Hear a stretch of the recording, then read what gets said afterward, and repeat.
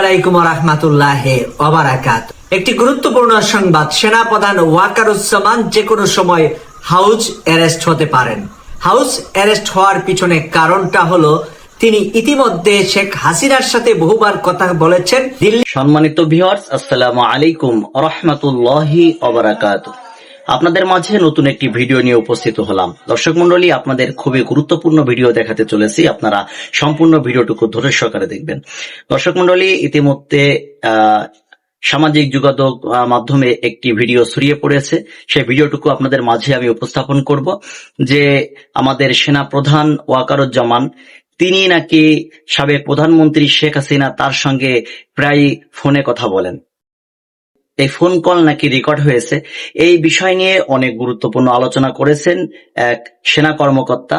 তিনি লন্ডন থেকে এই বার্তাটি দিয়েছেন এবং এই বিষয়টুকু কতটুকু সত্য আপনারা সম্পূর্ণ ভিডিওটুকু দেখলে অবশ্যই বুঝতে পারবেন। দর্শক মণ্ডলী, আপনারা ভালোভাবে জানেন যে সাবেক প্রধানমন্ত্রী যখন দেশ ত্যাগ করেছেন তাকে ভারতে যাওয়ার সম্পূর্ণ সহযোগিতা কিন্তু এই সেনাপ্রধান ওয়াকারুজ্জামান তিনি করেছিলেন এবং এখনো শোনা যাচ্ছে যে তিনি সাবেক প্রধানমন্ত্রী শেখ হাসিনা তার সঙ্গে প্রায় ফোনে কথা বলেন। দর্শক মণ্ডলী, বেশি কথা বলবো না, আপনাদের সম্পূর্ণ ভিডিওটুকু দেখাবো। তার আগে আপনাদের অনুরোধ করব, আপনারা যারা এখনো পর্যন্ত আমাদের এই চ্যানেলটি সাবস্ক্রাইব করেননি তারা আমাদের চ্যানেলটি সাবস্ক্রাইব করবেন এবং যারা আমাদের ফেসবুক পেজ থেকে দেখছেন পেজটি অবশ্যই ফলো করে দিবেন। তাহলে বেশি কথা বলবো না, তাহলে চলেন সম্পূর্ণ ভিডিওটুকু ধৈর্য সহকারে দেখে আসি। কারণটা হলো তিনি ইতিমধ্যে শেখ হাসিনার সাথে বহুবার কথা বলেছেন। দিল্লি যাওয়ার পর থেকে উনি যে ভারতে এবং দিল্লিতে হাসিনার সাথে এবং ভারতের কিছু সেনাবাহিনীদের সাথে যোগাযোগ রেখেছেন, সেই কল রেকর্ডগুলা আবার ওনার জুনিয়র যারা বাংলাদেশপন্থী আর ভারতপন্থী দুটা পন্থী সেনাবাহিনীর মধ্যে আছে, যারা বাংলাদেশপন্থী, যারা বাংলাদেশের জন্য জীবন দিতে দ্বিধা করবে না, তারা সেই কল রেকর্ডগুলা করে ফেলেছেন। এই কল রেকর্ডগুলার ভিতরে বিভিন্ন ধরনের আলোচনা আছে। সেই আলোচনাগুলা আমরা বাহিরের জগতের মানুষের কাছে আসা সহজ বিষয় নয়। সেনাবাহিনীর এই আলোচনাগুলা চলে গেছে ডক্টর মোহাম্মদ ইউনূস স্যারের হাতে। সেখান থেকে সেনাপ্রধানকে হাউস অ্যারেস্ট করা যেতে পারে এবং করার সম্ভাবনা রয়েছে।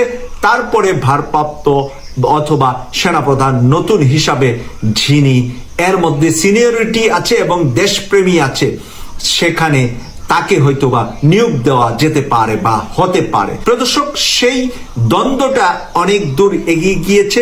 গত সোমবার রাতে সে বেশ কিছু ব্রিগেডিয়ার এবং জেনারেলদেরকে নিয়ে একটা মিটিংও করেছেন। মিটিংটা তিনি গোপন রাখার চেষ্টা করেছিলেন, কিন্তু গোপন থাকে নাই। কিন্তু তার ভিতরেই আবার দেশপ্রেমী ডক্টর মোহাম্মদ ইউনূস স্যারের কাছে নিউজটা পৌঁছিয়ে দিয়েছেন।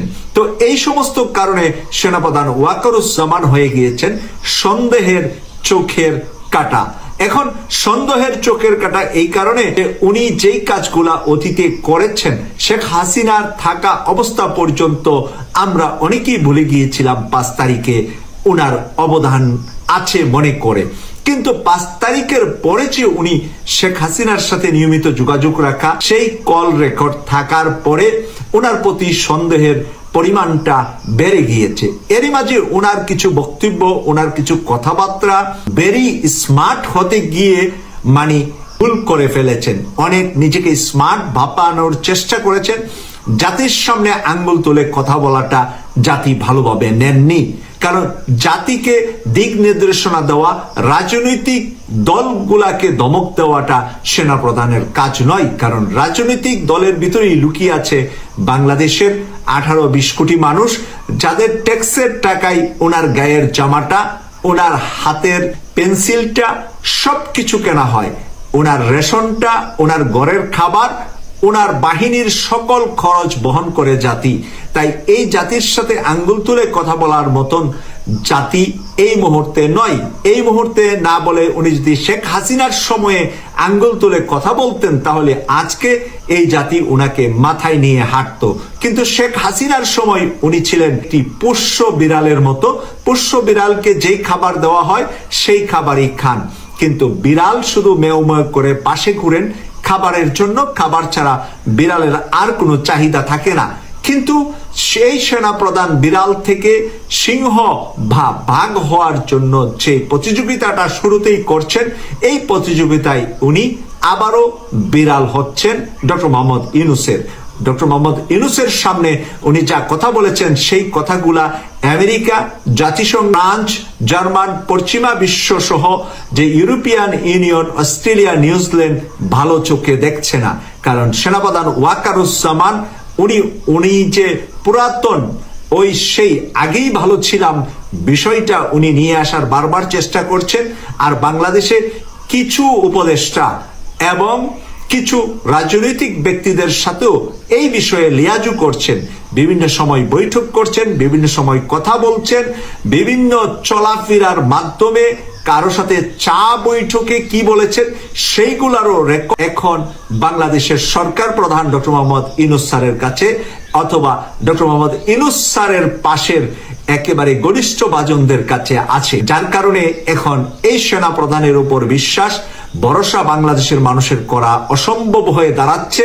কারণ যে কোনো সময় ভারত পাকিস্তানের যুদ্ধ আবার নতুন করে শুরু হলে বাংলাদেশ এখানে জড়ানোর সম্ভাবনা রয়েছে। তখন এই সেনা প্রধান দিয়ে কতটুকু আমরা ভালো ফলাফল গড়ে আনতে পারবো, নাকি ভারতকে সুযোগ করে দিবে বাংলাদেশে প্রবেশ করার জন্য, বাংলাদেশের মুসলমানদের উপর, বাংলাদেশের মসজিদ মাদ্রাসা, বাংলাদেশের আলেম ওলামাদের উপর ভারত অত্যাচার নির্যাতনের সুযোগ করে দিবেন কিনা ওয়াকারুজ্জামান, এই সন্দেহ ডে বাই ডে বাড়ছে। কারণ বাংলাদেশের আলেম সমাজরা মাদ্রাসা মসজিদ বারবার ভারতের কাছে জিম্মি হয়েছে, প্রতারিত হয়েছে, ভারতের কাছ থেকে আঘাত পেয়েছে। ব্রাহ্মণবাড়িয়ার মাদ্রাসার বেশ কিছু ছেলেদেরকে ওবায়দুল মুক্তাদির নিজে গিয়ে মাদ্রাসার ভিতরে মেরেছিলেন, এই বিষয়টা আমরা ভালো করে জানি। আমরা হাটহাজারি মাদ্রাসার ভিতরে মাদ্রাসার ছাত্রদেরকে মারা হয়েছিল, সেই বিষয়টা আমরা জানি। সেই বিষয়গুলা থেকে আমরা জানি যে এগুলা ভারতের হাত এবং ভারতের পরিচালিত এই কাজগুলা হয়। সেই কারণে ওয়াকারুজ্জামান যেহেতু ভারতের সাথে সম্পর্ক রাখছে, ওয়াকারুজ্জামান যদি নেপাল, ভুটান, শ্রীলঙ্কা, মালদ্বীপ আর পাকিস্তানের মতো দেশের সাথে রাখতেন, তাহলে হয়তোবা বাহাবা পেতেন, হয়তোবা তার এই গদি বা চেয়ারটি আরো শক্তিশালী হতো। কিন্তু যারা আমাদেরকে সব সময় মেরেছে, পুড়েছে, আমাদের উপর নির্যাতন করেছে, তাদের সাথে তার একটি ভালো সম্পর্কের কথা বারবার ভেসে আসছে। সেই ভেসে আসার কারণে আজকে তাকে হাউস অ্যারেস্ট করার মতন চিন্তা সরকারের এসেছে এবং তাকে বহিষ্কার করা বা হাউস অ্যারেস্টের পরে সেনাবাহিনী থেকে তাকে বহিষ্কার করা, নতুন সেনাপ্রধান নিয়োগ দেওয়া, এই সমস্ত বিষয়গুলাও পর্যালোচনা আলোচনা চলছে। কারণ বাংলাদেশের ডক্টর মোহাম্মদ ইউনূস স্যারকে বর্তমান সময়ে কাঁধে কাঁধ রেখে কাজ করতে চাচ্ছেন আমেরিকার প্রেসিডেন্ট ডোনাল্ড ট্রাম্প, চায়নার প্রেসিডেন্ট এবং পাকিস্তানের প্রধানমন্ত্রী চাচ্ছেন আশেপাশে ম্যাক্সিমাম দেশ, পশ্চিমা বিশ্বের সবাই মানে ওনাকে ব্লাইন্ড চেকে সাইন করে দিতে চাচ্ছেন যে উনি যা ইচ্ছা তা পশ্চিমা বিশ্ব থেকে যেন সুযোগ সুবিধা নিতে পারেন। পশ্চিমা বিশ্ব উনাকে সর্বোচ্চ সুযোগ সুবিধা দিতে চাচ্ছেন। আরব আমিরাত ওনাকে সর্বোচ্চ সুযোগ সুবিধা দিয়েছেন, কাতার ওনাকে সর্বোচ্চ সুযোগ সুবিধা দিয়েছেন। চায়না সফরে আমরা দেখেছি যে বাংলাদেশের স্মরণকালের সবচেয়ে বেশি বিনিয়োগ, সবচেয়ে বেশি অর্থনৈতিক সুবিধা 54 বছরে এই ডক্টর মোহাম্মদ ইউনূস স্যার এনেছেন। এখন একটি করিডোরের ব্যাপার আছে, এই করিডোরের বিষয়টা নিয়ে একটু পানি ঘোলা করার চেষ্টা করছে ভারতীয় মিডিয়ারা। এই মানবিক করিডোরটি হবে মানবিক কারণে মায়ানমার যে রোহিঙ্গা মুসলিমরা আছে তাদের জন্য, শুধুমাত্র তাদের চলাফেরার জন্য আরাকান আর্মিদের সহযোগিতায়, এবং ডোরটি দেব এই মানবিক ডোরটি কিন্তু শুধু আমাদের জায়গা দিয়ে তাদের বর্ডার পর্যন্ত রোহিঙ্গারা যাতে আসা যাওয়া চলাফেরা করতে পারে তাদের নিজের জন্মভূমিতে। ডক্টর মোহাম্মদ ইউনূস স্যার জাতিসংঘের মহাসচিবকে সাথে নিয়ে ইফতার খেয়ে রমজান মাসে বলেছিলেন তারা পরের রমজানের ঈদটি করবে তাদের নিজের দেশে, তাদের নানা নানি দাদা দাদির কবর জিয়ারত করবে আজকে রোহিঙ্গা যে যারা উদ্বাস্ত হয়ে বাংলাদেশে আছে, তাই সেই সুবিধাটা করার জন্য রোহিঙ্গা ক্যাম্প থেকে রোহিঙ্গাদেরকে যাতে করে সহজে তারা মায়ানমার যেতে পারে একটি করিডোর দেওয়া, সেই করিডোরের ব্যাপারে চায়না খুব পজিটিভ আনসার করেছে ডক্টর মোহাম্মদ ইউনূস স্যারকে এই মানবিক কাজটি করার জন্য। কিন্তু পরবর্তীতে এই মানবিক করিডোর দিয়ে আমেরিকা কোনো যুদ্ধের চাল চালবে কিনা, আমেরিকা কোনো ফায়দা নেবে কিনা, সেটা হলো এখন আওয়ামী ঘরের আলোচনা। আওয়ামী মিডিয়াগুলা এই আলোচনাটা নিয়ে আসছেন সামনে এবং ভারত থেকে এই আলোচনাগুলা ভারতীয় মিডিয়া উস্কিয়ে দিচ্ছেন। তাই ভারতীয় মিডিয়ার উস্কিয়ে দেওয়া এই ভুল আলোচনাগুলা, মিথ্যা আলোচনাগুলা আমরা দেশপ্রেমী অনেক সেনাবাহিনীর চৌকস অফিসার অবসরপ্রাপ্ত যারা আছেন তাদের কাছ থেকে কথা বলে জানতে পেরেছি যে এটা মানবিক করিডোর। এই করিডোরের মাধ্যমে আরাকান মুসলিমদের সাথে বাংলাদেশের মুসলিমদের একটা শক্ত ভালো সম্পর্ক তৈরি হবে এবং আরাকান যে একটা মুসলিম স্টেট, মুসলিম রাষ্ট্র হওয়ার চিন্তা চলছে, সেই রাষ্ট্র হওয়ার ব্যাপারে বাংলাদেশের একটা সহযোগিতা হবে। ভবিষ্যতে ওই রাষ্ট্র, ওই আরাকান আমাদের সাথে আসবে নাকি স্বাধীন রাষ্ট্র হবে তা বাস্তবায়ন হওয়ার পরে বোঝা যাবে এবং চায়নার এখানে রয়েছে সহযোগিতা, যার কারণে ভারতের ঘুম হারাম হচ্ছে এই করিডোরের কারণে। কারণ চায়না আর আমেরিকা দুই পরাশক্তি এখানে গ্রিন সিগন্যাল দিয়েছেন ডক্টর মোহাম্মদ ইউনূসকে। সেই কারণে ভারতের ঘুম হারাম হওয়ার কারণে আজকে আমাদের সেনা প্রধানেরও ঘুম হারাম। ভারত প্রেমী উনি নিজেকে পরিচয় দিয়ে ফেলেছেন, তার ফোন আলাপে এই সমস্ত কথাবার্তাগুলা এসেছে। তাই আমরা অবাক হব না আগামীকাল বা আগামী সপ্তাহ বা আগামী যে কোনো দিন সেনা প্রধান তাকে হাউস অ্যারেস্ট করা হয়েছে অথবা হাউস অ্যারেস্টের পরে তাকে বহিষ্কার করা হয়েছে। কেটিভি 24 এর নিয়মিত আলোচনা দেখার জন্য আমাদের পাশে থাকবেন এই প্রত্যাশা রেখে বিদায় নিলাম আমি সৈয়দ মাসুক লন্ডন থেকে।